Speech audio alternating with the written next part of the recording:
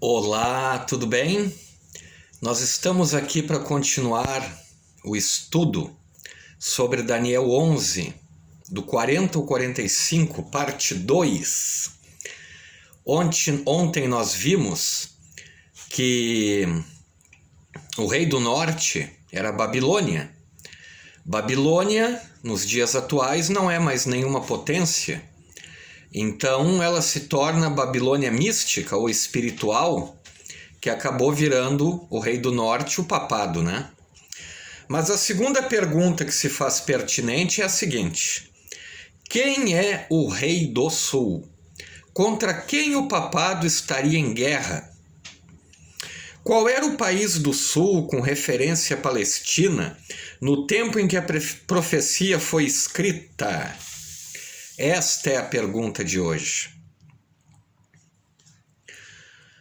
Do ponto de vista literal, geográfico, histórico, é impossível, porque a Babilônia antiga não existe mais. E o Egito, em 1798, não era nenhum poder importante e estava dominado pela Turquia. Se não podemos interpretar literalmente, como vamos interpretar essa profecia? Boas perguntas que nós vamos desvendando e vamos usar a Bíblia, é claro, para chegar às conclusões. O texto que nós vamos usar agora é Apocalipse 11, verso 8, que diz assim: E o seu cadáver ficará estirado na praça da grande cidade, que espiritualmente se chama Sodoma e Egito, onde também o seu Senhor foi crucificado. Lemos de um poder que espiritualmente se chama Egito.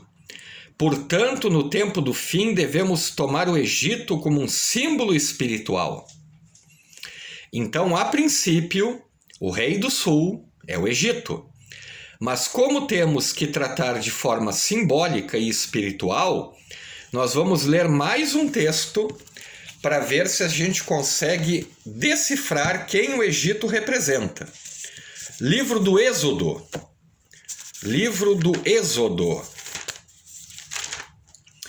Capítulo 5. Livro do Êxodo, capítulo 5, verso 2, diz assim: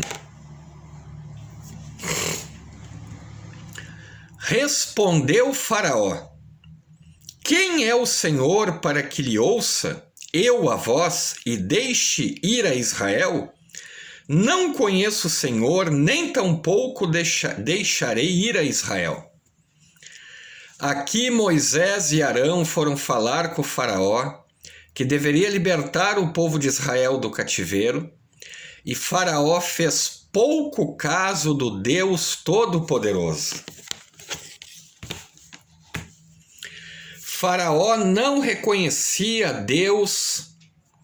No livro O Grande Conflito, Ellen White chama isso de ateísmo. O Egito é símbolo do ateísmo. Então, começam a fazer sentido o rei do norte, o papado, e o rei do sul, o Egito, que é símbolo do ateísmo. Vamos ler mais alguns versos. Agora, Ezequiel, capítulo 29, livro do profeta Ezequiel, capítulo 29, está aqui, verso 13 e verso 10. Olhem só o que diz. Fala e dize, assim diz o Senhor Deus: Eis-me contra ti, ó Faraó, rei do Egito, crocodilo enorme que te deitas no meio dos seus rios e que dizes: O meu rio é meu, eu o fiz para mim mesmo. Olhem a pretensão de Faraó. Olhem a pretensão de Faraó. E o verso 10. Visto que dissestes, o rio é meu e eu o fiz, eis que eu estou contra ti e contra os teus rios. Tornarei a terra do Egito deserta, em completa desolação, desde Migdol até Sevene, até as fronteiras da Etiópia. Então aqui o faraó, achando que ele tinha grande poder, né?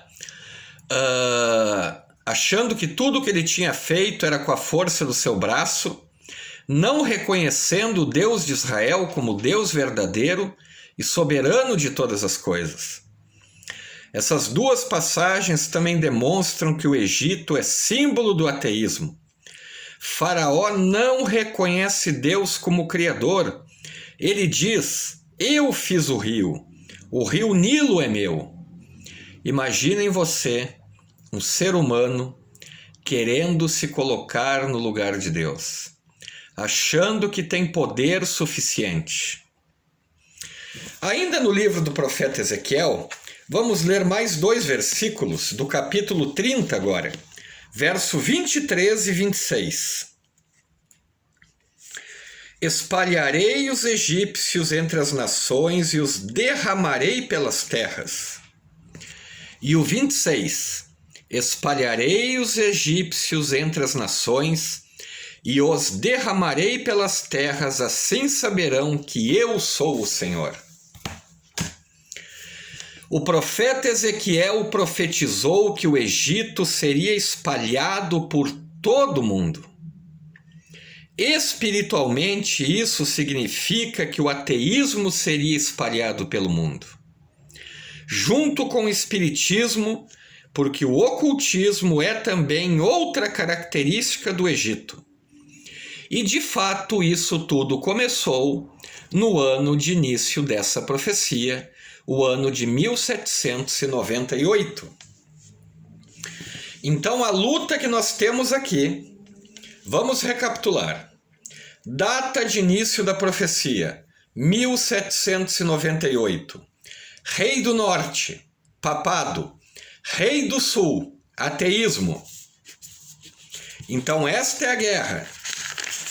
Rei do Norte contra Rei do Sul. Isso se cumpriu exatamente no início do tempo do fim. Em 1798, o ateísmo da França deu um golpe histórico no sistema papal. Você sabia disso? Que o ateísmo francês, a França, um país ateísta, deu um golpe mortal no papado. Mas como isso aconteceu? Com a prisão do Papa Pio VI. No início, o ateísmo venceu o papado, mas logo ele se recupera e o papado vence o ateísmo. Então, meus queridos amigos, minhas queridas amigas, esta profecia, que é uma profecia surpreendente e é uma profecia para o tempo do fim, demonstra uma guerra entre os reis do norte e os reis do sul. O rei do norte, o papado, o rei do sul, o ateísmo. A data de início da profecia, 1798. Mas não termina aí. A profecia tem outros detalhes importantes que nós iremos apresentar na parte 3. Não perca a parte 3, que ela também é muito importante para desvendarmos o mistério dessa profecia. Um grande abraço a todos, fiquem com Deus e até a próxima!